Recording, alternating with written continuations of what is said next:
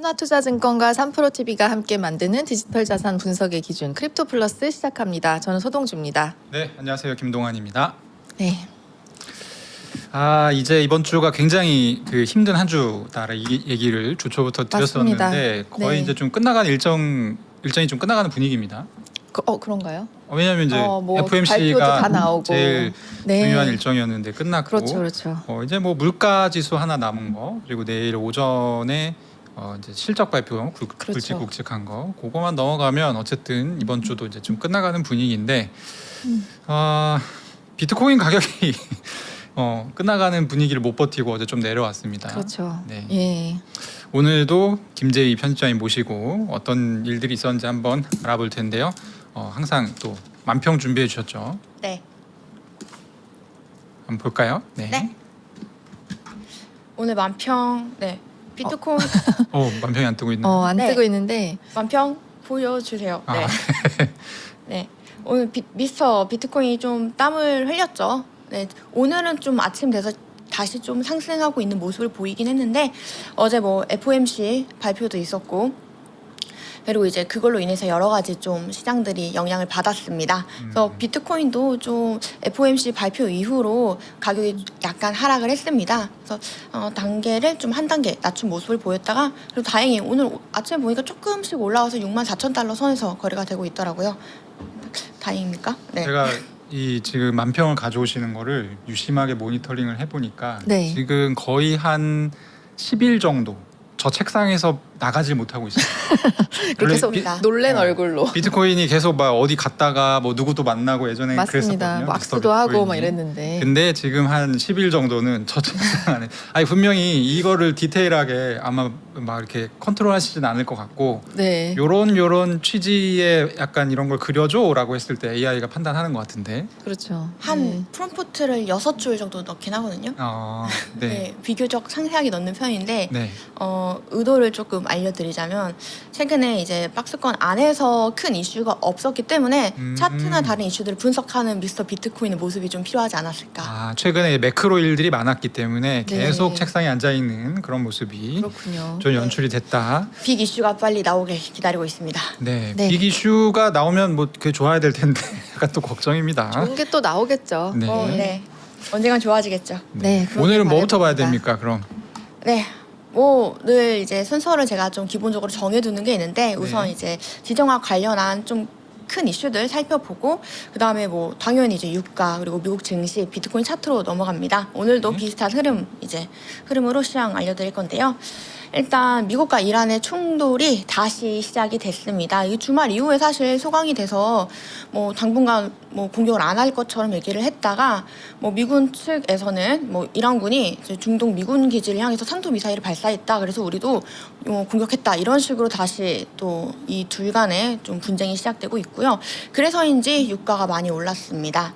네, 브렌트유는 이제 90달러 전장 대비 거의 8% 올랐고요. 그리고 WTI도 9월 선물 기준으로 6% 넘게 올랐습니다. 그래서 지금 뭐 84달러 정도 기록을 해서 유가가 좀 계속 오르고 있는 모습이다. 그래서 이 유가 상승과 더불어 어제 이제 FOMC 발표가 이루어지면서 미국 증시도 좀 안 좋았던 모습을 보여줬습니다.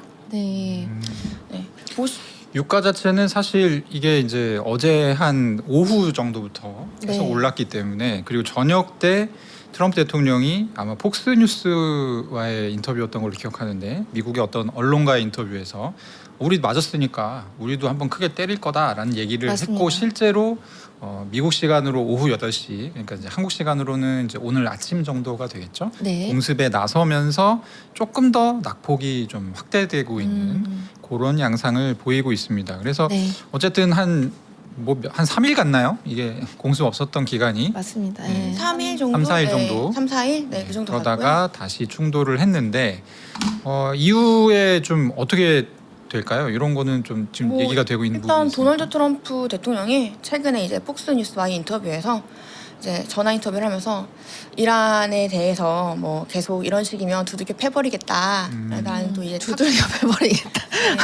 되게 대통령이 한 말이라는 네. 거죠. 예. 마치 뭐 엄마가 아이 혼내듯 아주 막 이게 할 당당하게. 말입니까 지금 전쟁 네. 중에? 이 나라 간 나라 네. 사이에서 뭐 이런 식으로 좀 언행을 다시 진행을 하고 있는데요. 네. 뭐 사실 현재 양상으로는 계속 이런 식으로 예전처럼 이런 좀 국지전 같이 좀 소소하게 걔네 오고 주고 받는 그런 모습들이 진행이 될 것 네. 같습니다.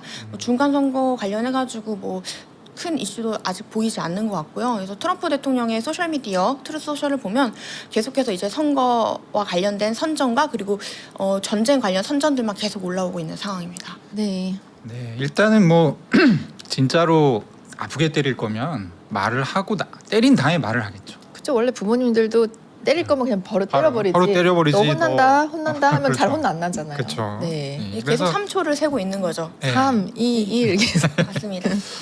네, 그렇고 네.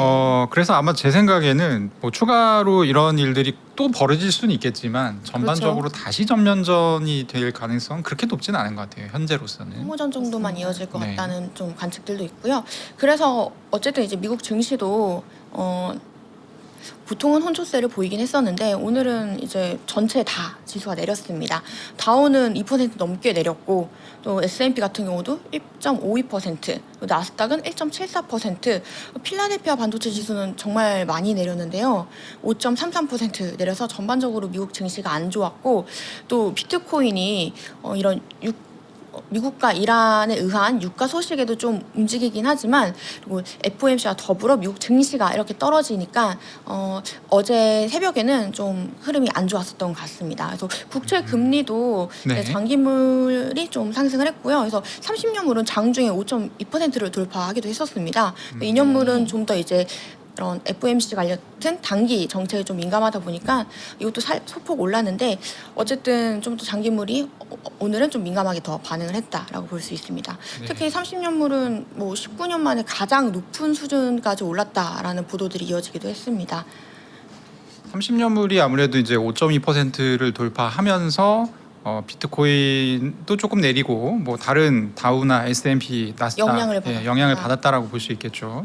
네. 어제 이벤트에서 뭐 메인은 뭐니 해도 FOMC 7월 FOMC 금리 발표였을 그렇습니다. 텐데 드디어 도대체 예. 뭔 얘기가 나왔길래 국채 금리 이렇게 됐는지 한번 짚어주시죠. 시타델의 예상은 틀렸지만 네. 뭐 거의 이제 인상의 분위기로 시장이 반응을 한 것 같은 느낌으로 전개가 된 것 같습니다. 네. 저번 방송에서 시타델이 이번 7월 FOMC에서 연준이 깜짝 금리 인상을 할 것이다라고 얘기를 했었죠. 근데 깜짝 금리 인상이 이루어지지 않고 동결로 갔지만 이제 그러니까 동결에 대한 표가 9표 그리고 금리 인상을 외친 반대표가 3표가 나왔기 때문에 이게 굉장히 좀 또 이례적인 이 표결이라고 하더라고요. 그래서 거의 10년 만에 가장 많은 반대 의견이 나왔다라는 것도 뉴스 헤드라인을 뒤덮었습니다. 그래서 금리 인상의 반대표를 던진 3명의 이제 총재분들이 있는데 이제 로리 로건, 델러스 여는 총재 그리고 베스 맥 클리브랜드 여는 총재 그리고 닐 카슈카리 미니애폴리스 여는 총재 이렇게 3명이 반대를 했습니다. 이 시장 영향 자체는 금리 인상에 반대를 한 게 아니라 지금 금리 동결에 반대를 한 거죠. 금리 맞습니다. 인상표를 냈다는 거죠. 네네 죄송합니다. 여기 오타가 네, 오타가 있어요. 네. 금리 동결의 동결의 반대표를 던진 이제 인상파 3명입니다. 네. 그래서 시장 영향 자체는 동결 결정에도 좀 불구하고 금리 동결에 대한 반대표가 나오면서 좀 연내 금리 인상 가능성이 확산되고 있는 게 아니냐라는 게 좀 우세해졌고요. 오늘 이제 새벽에 종료된 7월 FOMC가 연속으로 5회 동결을 한 건데 케빈 허시 취임 이후로는 2회째입니다. 네. 보시면 일단 케빈 허시 의장은 어떤 발언했냐면 유연한 인플레이션 목표는 없다. 우리의 목표는 오직 하나. 2%를 맞추는 것 이런 얘기를 했습니다. 그럼 올려야죠. 네, 금리 인상을 갈 수밖에 없다는 이 메시지를 이제 시그널을 준 건데요. 링켄 BMO 캐피털 마켓 미국 금리 담당 책임자는 이번 위원회는 매파적인 목소리를 내는 의원들이 좀 있었지만 대다수는 7월과 8월 소비자 물가 지수 보고서가 발표되는 9월까지는 금리를 동결하자는 워시 의장의 의견 동의하는 것처럼 보인다라는 이런 시장의 분석도 있었는데요. 패드워치를 보시면 이미 9월부터 상당히 금리 인상이 많은 예측이 이제 넘어간 상태이고요. 그렇죠. 금리 인하가 나오는 시점은 무려 2027년 9월까지 가야지 그나마 금리 인하를 예측하는 표수가 한 2% 정도 나옵니다. 그래서 네. 나머지는 다 그 전에는 전무하고 그 전에는 계속 금리 인상까지 간다. 금리 네. 인상, 금리 인상, 금리 인상. 네, 내년 9월까지. 예, 그렇게까지 여러 번 어쨌든 인상하다 동결하다 인상하다 동결하다 이런 식으로 갈 수도 있는 거니까 네, 그렇죠. 이 화면을 보시면 일단 바로 다음 FOMC죠. 9월 FOMC가 9월 16일에 열리는데 금리 동결이 42.6% 그리고 인상이 57.4%로 좀 한 8% 정도 높게 나온 상황이고요. 한 8, 9% 정도 높은데 이게 이제 여기 패드워치 제가 오늘 아침에 가져온 자료인데 이걸 보시면 현재 수준이 요 정도인데 지금 계속 금리 인상을 지금 예측하는 게 이 정도로 계속 높아지고 있습니다. 지금이 현재가 3.50에서 네, 3.75 그리고 예. 인상이 3.75에서 4.00%인데 계속 인상이 훨씬 더 우세한 상황인 거죠. 그래서 예. 금리 인하가 얘기된 시점이 죄송합니다. 9월입니다. 내년 9월. 그래서 내년 9월쯤 9월. 돼서야 금리 인하에 대한 얘기가 한 2.1% 나오는데 사실 인상이 된다고 하면 3.5에서 3.75%도 인하로 가는 거기 때문에 이쪽도 좀 볼 수 있는데 그래 봤자 너무 미미한 수준이다. 이 패드워치 툴 자체는 좀 네. 정확한 편인가요? 이 예상에 관련해서. 이 패드워치 툴 자체는 네. 그 연방 금리 선물이 있어요. 미국의 금리 선물 시장이 있는데 네. 거기서 포지셔닝이 실시간으로 잡히는 걸 퍼센테이지로 환산해서 우리한테 보여주는 거거든요. 네. 그러니까 이제 우리가 누가 예측한 거야 이런 질문을 많이 주시는데 네. 예측하는 사람이 특정하게 있다기보다는 시장에서 잡히고 있는 포지션, 선물에 대한 포지션, 선물에 대한 그러니까 포지션으로. 실제로 돈이 오가는 약간 네. 그런 내용이라는 겁니다. 네. 그 부분이 거의 한 1시간 단위로 제가 알기로는 업데이트 되는 걸로 알고 있어요. 자주 예. 바뀌기 때문에 네. 뭔가 정확하다기보다는 지금 뭐 현재 정책이나 뉴스에 대해서 시장 반응이 실시간으로 어떻게 이루어지는지를 가늠할 수 있는 지표 정도로 보시면 좀 적당할 것 같습니다. 네. 네. 내년 9월 정도가 되어야 사실은 아주 미약하나마 현재보다 금리가 인하될 수도 있을 거다라는 예측이 등장을 하는 거고 예. 실질적으로 이제 다수의 의견을 기준으로 하게 되면 사실 내년 10월 27일까지 제가 지금 다시 라이브로 체크하고 있는데 2번 올라가서 거기서 머물러 있는 네네. 그 확률로는 이제 그렇게 지금 나오고 있습니다. 그렇게 나오고 있고 어쨌든 9월에는 굉장히 좀 확률이 높아졌다. 이번 FOMC를 통해서 네, 이번 9월에 네, 올라갈 9월에는 올라갈 확률이 높아졌다라고 볼 수 그렇군요. 있을 것 같고요. 네. 케빈 오시 의장이 사실 좀 꼼수를 썼어요. 어제 저도 이제 자느라 일어나가지고 뒤늦게 워딩 발언한 내용들을 쭉 봤는데 네, 어떤 꼼수죠? 그러니까 사실 이제 물가가 많이 올랐잖아요. 그리고 네. 이미 FOMC 이전에 국채 장기채 금리가 많이 올라가 있는 상태였습니다. 그렇죠. 예. 그리고 이제 뭐 2년물 보통 2년물을 단기라고 해서 이제 그 이제 연준의 FOMC 금리를 결정할 때 영향을 많이 미치는 네. 그 구간으로 보는데 어쨌든 뭐 할 거 없이 다 올라가 있었는데 동결을 시키니까 2년물은 내려왔고요. 나머지는 이제 올라갔단 말이죠. 근데 케빈 오시 의장이 뭐라 했냐면 우리가 금리를 안 올려도 이미 시장 금리가 올라가 있는데? 라는 얘기를 했어요. 약간의 그런 네. 내가 안 해도 되는데. 그렇죠. 예. 그게 요런 어떻게 꼼수를 또. 들으면 예. 그래 그 뭐 이것도 말이 되네 약간 이런 느낌이죠. 예. 근데 이게 그 과거에 2023년이었나 그 최근에 또 한번 코로나 때문에 물가 막 오를 때 예. 연준이 금리 올릴 때 있잖아요. 그때 네네. 마지막 금리 인상을 하고 나서 금리 동결을 할 때 연준이 이 논리를 썼습니다.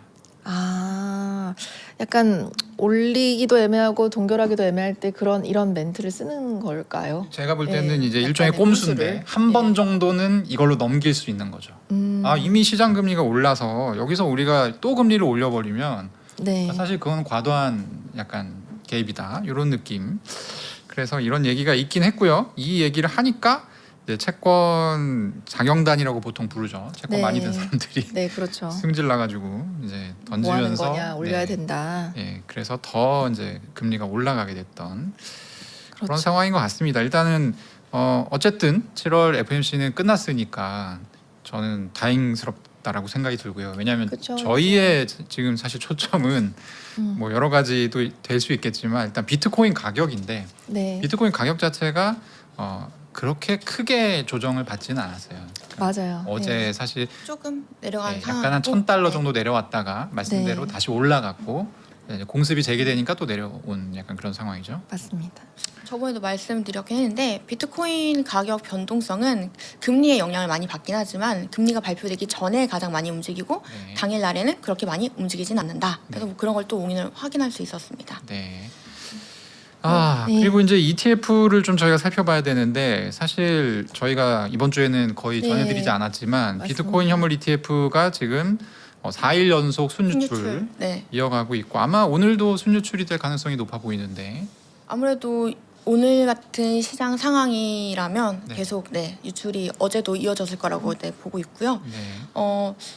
비트코인은 사실 뭐 이더리움이나 올해 좀 유출이 많았지만 알트코인 같은 경우에는 현물 ETF에서 그래도 굉장히 좀 선방하는 모습을 보였었잖아요. 네. 예. 특히 하이퍼리퀴드 같은 경우에는 5월에 출시되고 나서 계속해서 순유입을 기록을 했었는데 최근에는 그 흐름이 많이 좋지 않았습니다. 그래서 잘 나가던 하이퍼리퀴드가 도대체 무슨 일이 있나 이렇게 좀 ETF를 추려봤는데요. 우선 3주 연속 자금이 유출되고 있었습니다. 7월 17일부터 시작해서 7월 28일 주간까지, 그러니까 현재 주간까지 계속해서 이제 유출이 되고 있는 건데요. 물론 하이퍼 리퀴드 현물 ETF 자체가 이제 규모가 크진 않지만 어쨌든 계속해서 순유입을 기록했던 좀 기관들이 선호했던 ETF 중 하나였는데 이 순유출이 됐다는 점이 좀 주목할 만한 것 같습니다. 가격도 이제 현물 가격도 좀 많이 떨어졌는데요. 연중에 거의 75달러까지 올랐던 하이프가 이제 50달러 초반까지 이제 내려왔습니다. 그래서 가격도 거의 고점 대비 한 30% 하락한 수준으로 네. 좀 한 달 사이에 빠르게 내려왔다라고 볼 수 있습니다. 네, 아무래도 최근에 그 뉴스 때문일까요? 네, 이게 며칠 전에 이 넥스트 트레이드에서 이 넥스트 트레이드 프리마켓에서 이상 거래가 하나 포착이 된 적이 있잖아요. 네. 네. 저희 전해주셨었죠. 네, 어제 이제 얘기가 나왔었는데 이게 사실 하이퍼 리퀴드의 그 장에도 좀 영향을 미쳤거든요. 그래서 하이퍼 리퀴드에 이제 거래되고 있는 하이닉스 10배 레버리지 상품도 여기에 영향을 받게 된 건데 어쨌든 이상 거래가 포착이 돼서 이게 오라클에 기록이 됐기 때문에 이걸 인식을 하고 많은 양의 이제 청산이 일어났는데 28일 당시에 청산된 금액이 거의 뭐 1억 3천만 달러에 가까운데 이제 하이퍼리퀴드의 당시에 이제 전체 청산액이 이 정도고요. 근데 대부분 이제 SK 하이닉스 레버리지 무기한 선물 거래 상품에 집중돼 있었다라는 게 이제 집계가 됐습니다. 그래서 이 프리마켓 이런 금융시장에 있던 네. 그 거래가 실제로 이런 글로벌 파생 시장까지 영향을 미친다. 그래서 서로 너무 유기적으로 얽혀 있다 현재 상황이. 그래서 이걸 투자하시는 투자자분들께서는 이게 분리되어 있긴 하지만 결코 완전히 떨어져 있진 않고 계속해서 가격이 서로 영향을 받으니까 이런 걸 좀 참고하시면 너무 좋을 것 같더라고요. 네.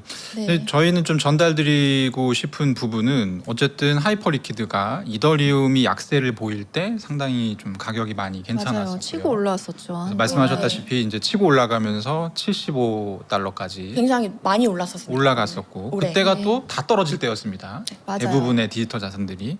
그래서 이거 하이퍼 리퀴드가 미래인가 보다 해서 이 과정에서 갈아타신 분들이 또 있는데 그분들을 마치 농락하듯이 이제 또 내려오기 시작했고 그 구간에 또 예. 이더리움이 올라갔어요. 또 올라가고. 네.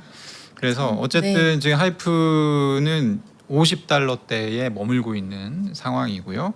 그리고 그때 마침 또 NXT 프리마켓에서 이상 거래가 하나 터지면서 사실 조금 더 센티멘트적으로 영향을 받은 맞습니다. 그런 상황이라고 보시면 될 것 같습니다. 근데 하이퍼 리퀴드는 어쨌든 가장 큰 거래소 중에 하나잖아요. 이제 그렇죠. 디파이 쪽으로는 네. 이제 그렇다고 하면은 요런 문제들만 해결이 되고 나면 그래도 어느 정도 반등을 다시 하지 않을까라는 생각이 드는데 전문가분들은 이런 걸 어떻게 보고 계신가요?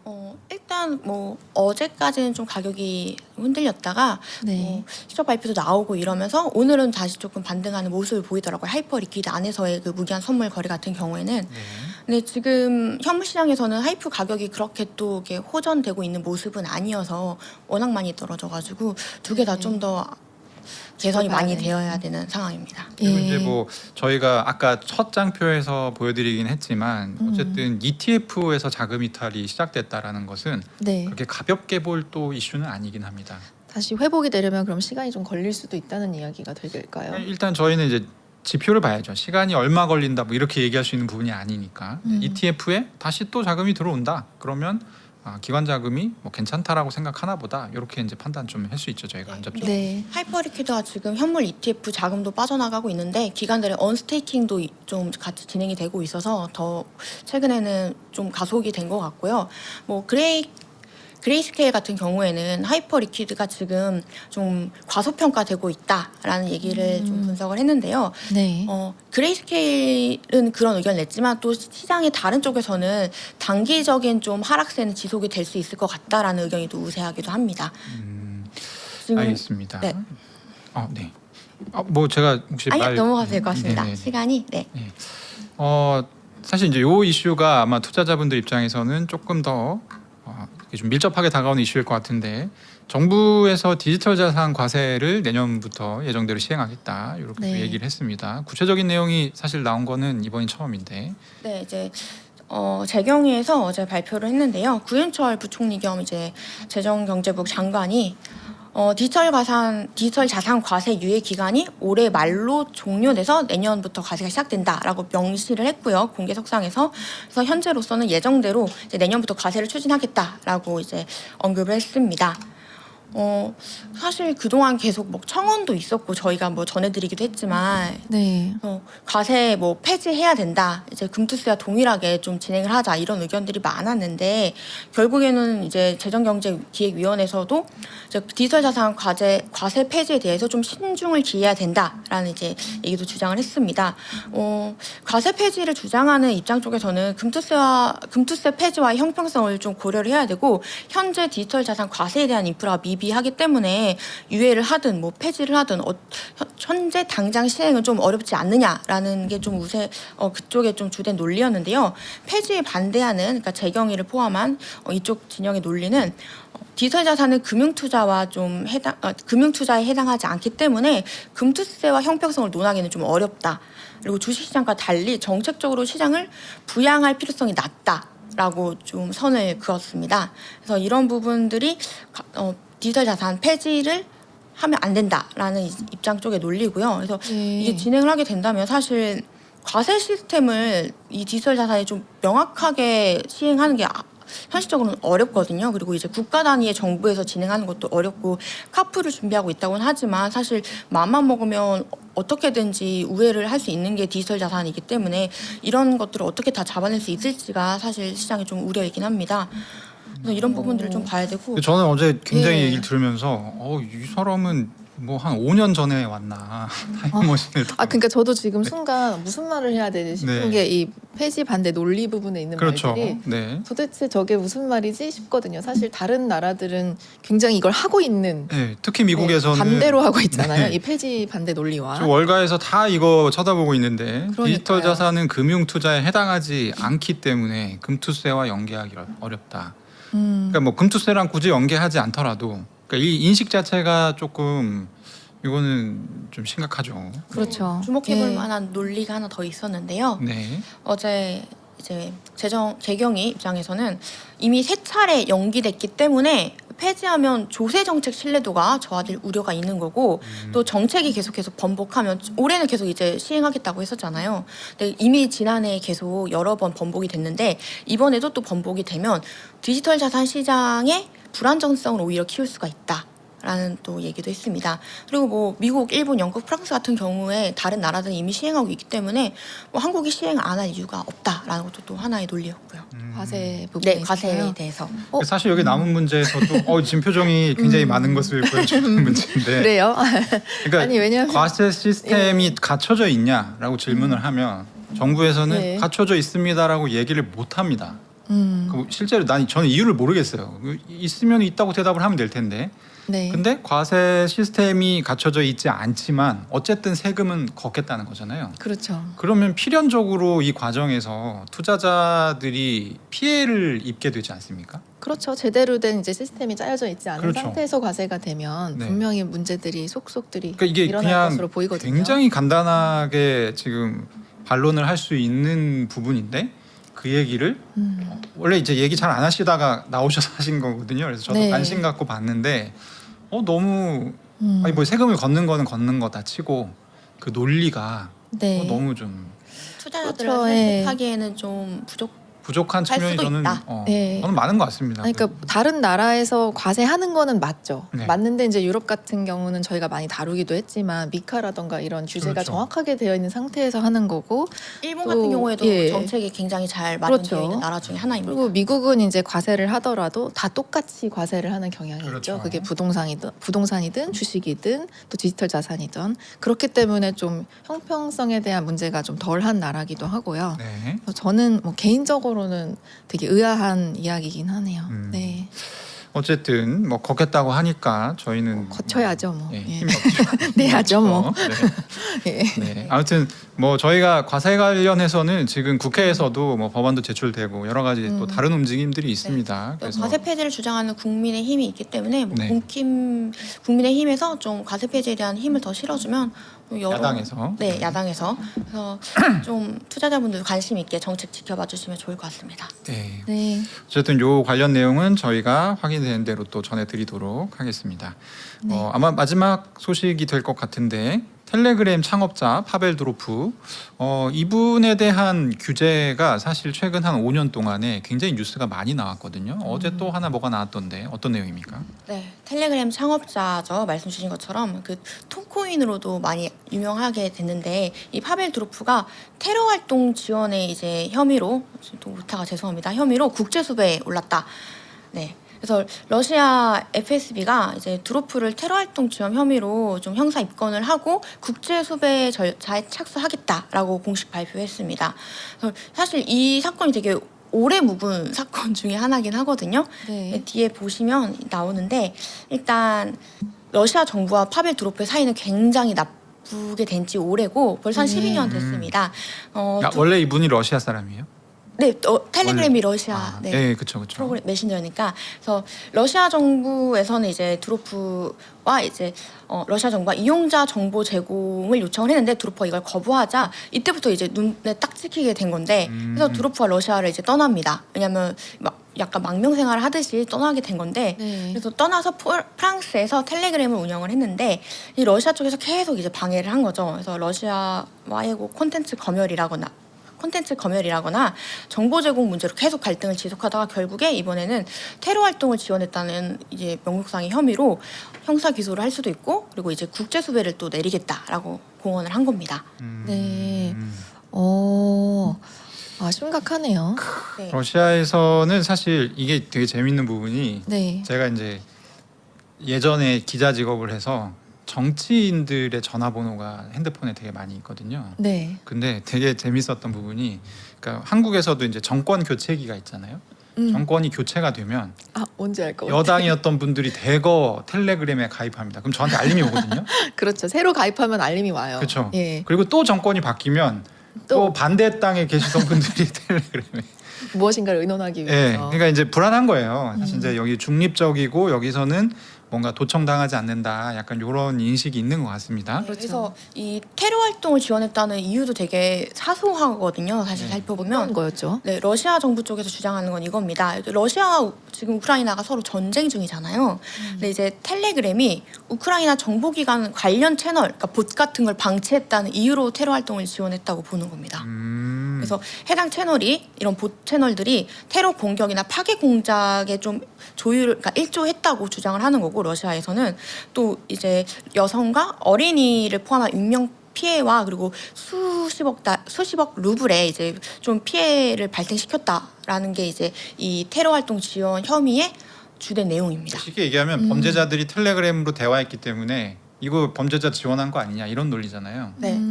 왜 관리를 안 하냐 이건 거죠. 너 왜 우리가 원하는 정보 안 줘? 이게 그렇죠. 안 되니까 너 왜 그러면 이런 채널 관리 안 해? 이런 거죠. 네. 그래서 이런 것 때문에 지금 뭐 드로프는 국제 수배가 내려졌는데 사실 파벨 드로프가 이전에 나서서 우리 톤 생태계에 좀 관여를 해가지고 잘 이끌어 보겠다라고 얘기를 한 적이 있었잖아요. 네. 그래서 뭐 그때 박상현 편집장님이 뭐 이런 톤코인 같은 것도 많이 얘기를 해주셨는데 그래서 톤이 좀 괜찮은 가격을 보여줬었는데 네. 요 뉴스가 나와서 또 내려가고 있군요. 네, 이거 제가 장표를 교체 못해서 잠시만요. 다른 장표로 보여드리겠습니다. 네. 네, 그래서 5월 중에 굉장히 좀 이제 좋은 가격을 보였었는데 네. 이게 한 6.7달러까지 올랐습니다. 그러다가 최근에는 1달러로 많이 내려졌는데요. 거의 50% 이상 떨어졌어요. 네, 맞습니다. 그 가격이 많이 하락을 했고 지금 또 톤이 지난달에 리브랜딩을 해서 그램이라는 이름으로 바꿨거든요. 그래서 좀 이 그램 코인이 상당히 좀 가격이 7월부터 약세를 보이고 있었는데 이 약세가 최근에 좀 더 좀 심해졌는데 이게 아마 좀 드로프와의 왜 소식이 이슈가 또 심리에 영향을 미쳤을 수도 있다라고 볼 수 있습니다. 네, 오늘 김재희 편집장님 모시고 여러 가지 얘기 나눠봤습니다. 어떻게 하다 보니까는 항상 지금 스트래티지 소식도 맞아요. 그 제이 전해주시고 편집장님이 계시고. 해주시고 FMC도 항상 목요일 새벽에 하다 보니까 그렇습니다. 또 전해주시고 계시고 고생이 많으십니다. FOMC 하나를 약간 좀 정신이 없어서 오늘 장표에 네. 제가 미처 수정하지 못한 오타들이 좀 많았는데 양해 부탁드리겠습니다. 네, 알겠습니다. 말씀 감사합니다 오늘. 네, 감사합니다.